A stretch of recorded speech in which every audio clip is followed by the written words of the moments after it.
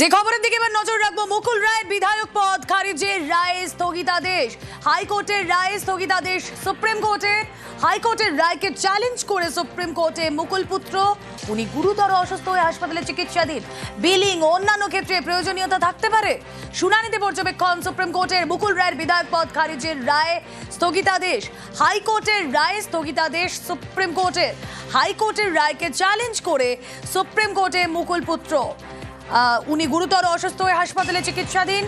Billing ও অন্যান্য ক্ষেত্রে প্রয়োজনীয়তা তার থাকতে পারে। শুনানিতে পর্যবেক্ষণ সুপ্রিম কোর্টের।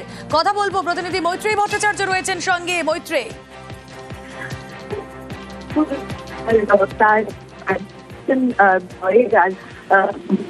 খারিজ হয়ে গিয়েছিল কলকাতা হাইকোর্ট, সেই রায়ের স্থগিতাদেশ দিল আজকে সর্বোচ্চ আদালত। আজকে প্রধান বিচারপতি সূর্যকান্তের বেঞ্চে এই মামলাটি ওঠে, যেখানে মুকুল রায়ের ছেলে শুভ্রাংশু রায় তিনি মামলা করেছিলেন এবং প্রাথমিকভাবে শোনার পর এই রায় স্থগিত করেন প্রধান বিচারপতি।